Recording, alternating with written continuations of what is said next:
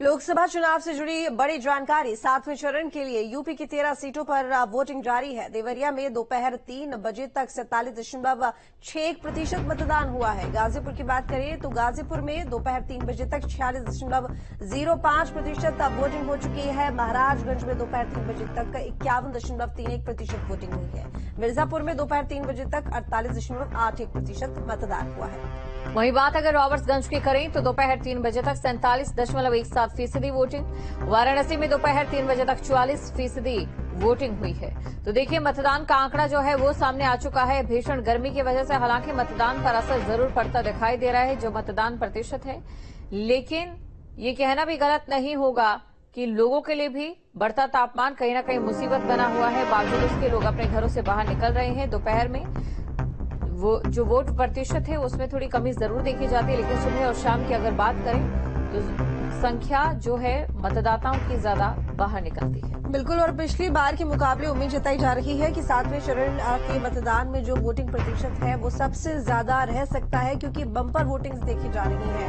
उत्तर प्रदेश में भी क्योंकि 13 सीटों पर वोटिंग है और 13 सीटों की वोटिंग में बम्पर वोटिंग, लोग अपने घरों से बाहर निकल रहे हैं, वोट डालने के लिए मतदान केंद्र पहुंच रहे हैं और अपने मताधिकार का इस्तेमाल कर रहे हैं। और बिल्कुल आप भी जाइए, अपने घर से बाहर निकलिए। आपके क्षेत्र में चुनाव है और अगर आपके क्षेत्र में चुनाव है और वहां पर आपको जाहिर है कि अपने मताधिकार का इस्तेमाल करना होगा, क्योंकि यही वो मौका है जब आप अपनी सरकार चुन सकते हैं।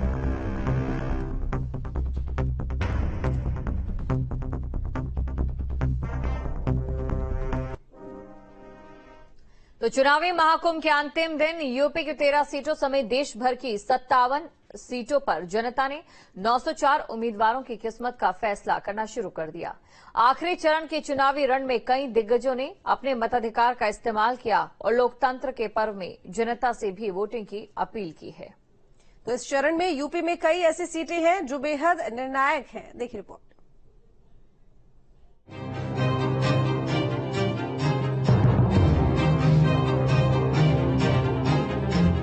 लोकसभा चुनाव के आखिरी चरण का रण और आखिरी चरण के इस दंगल में कई ऐसी सीटें हैं जो देश की सियासत में अहम भूमिका रखती हैं। साथ ही इन सीटों पर प्रत्याशी भी दिग्गज हैं। आखिरी चरण के लिए देश भर की 57 जबकि यूपी की 13 सीटों पर मतदान हुआ। कई सियासी सुरमाओं ने आखिरी चरण के रण में अपने मताधिकार का प्रयोग किया। सबसे पहले बात करेंगे देश की सबसे हॉट सीट वाराणसी की। यहाँ से खुद पीएम मोदी उम्मीदवार हैं और उनके प्रतिद्वंदी हैं कांग्रेस के अजय राय। अजय राय ने वाराणसी में मतदान किया। इंडिया गठबंधन के प्रत्याशी अजय राय मतदान से पहले बड़ा गणेश मंदिर पहुंचे। उन्होंने मंदिर में गणेश जी की विशेष पूजा अर्चना की। और ऐसे वोट मिल रहे हैं जो परंपरागत दूसरे दल के वोट रहे हैं, दूसरे के साथ थे। जैसे बसपा का वोट हमारे साथ आ रहा है, अपना दल का वोट हमारे साथ आ रहा है। ऐसे जो दल जो हमारे साथ कभी नहीं थे वो हमारे बाहर, क्या चंद्र जी, सारे लोग हमारे साथ आ रहे हैं। इसलिए लगता है जनता बदलाव के मन में है। वाराणसी के रामनगर में सिक्किम के राज्यपाल लक्ष्मण आचार्य ने पत्नी के साथ में वोट डाला। वोटिंग के बाद उन्होंने कहा कि ये मेरा अधिकार और कर्तव्य दोनों है। दोनों का निर्वहन कर मुझे प्रसन्नता हो रही है। 7वें चरण में एक और अहम सीट है गोरखपुर। यहाँ से बीजेपी उम्मीदवार रवि किशन है और उत्तर प्रदेश के मुख्यमंत्री योगी आदित्यनाथ ने गोरखपुर में वोट डाला। सीएम योगी ने कहा कि मतदान का फैसला आएगा तो एक बार फिर प्रचंड बहुमत से मोदी सरकार बननी तय। जब जनता जनार्दन का फैसला आएगा तो देश के अंदर जिन लोगों ने और जिन पार्टियों ने, जिन सरकारों ने काम किया है उसको पूरा आशीर्वाद प्राप्त हो रहा है और जनता को सुखद अनुभूति होगी, देश को सुखद अनुभूति होगी कि मोदी जी एक बार फिर से प्रचंड बहुमत के साथ सरकार बनाएंगे। गोरखपुर में भाजपा उम्मीदवार रवि किशन ने पत्नी के साथ में गोरखपुर के मतदान केंद्र पर लाइन में लगकर मतदान किया। उन्होंने कहा कि मैंने विकसित भारत के लिए मतदान किया है, राम राज्य को बरकरार रखने के लिए वोट किया है। एक विराट भारत, विकसित भारत के लिए वोट दिया गया है और उन सारे सपनों को, सोने की चिड़िया जैसी भारत हुआ करता था, उस सपनों को पूरा भारत दोबारा देख रहा है अपने यशस्वी निस्वार्थ संत के साथ, जो इस वक्त कन्याकुमारी में। एक और सीट जिस पर सभी की निगाहें हैं वो है गाजीपुर। यहाँ से इंडिया गठबंधन के प्रत्याशी और गाजीपुर के सांसद अफजाल अंसारी ने अपना वोट डाला। अफजाल अंसारी और बीजेपी की पारसनाथ राय में कड़ी टक्कर है। कहीं दुनिया में ऐसा चुनाव नहीं होगा जो 3 महीने तक चुनाव चलता रहे, कहीं ऐसा नहीं होगा।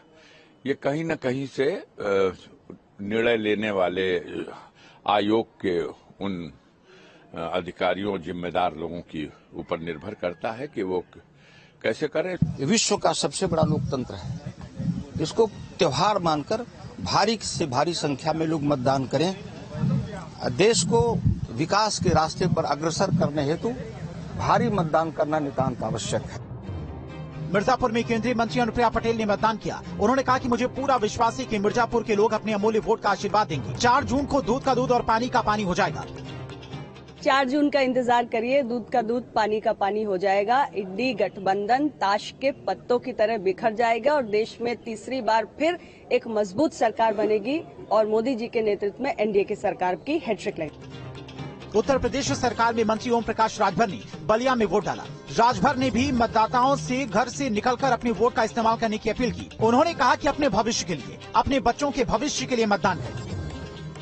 आपके विकास, आपके बच्चों के भविष्य निर्भर करता है और घर से निकल करके हम सभी मतदाताओं से, जो 7वें चरण के देश के मतदाता या पूर्वांचल के, यूपी के पूर्वांचल के जो 13 सीटों के चुनाव बाकी हैं, उन सीटों पर हम मतदाताओं से कहूंगा कि घर से सुबह निकल कर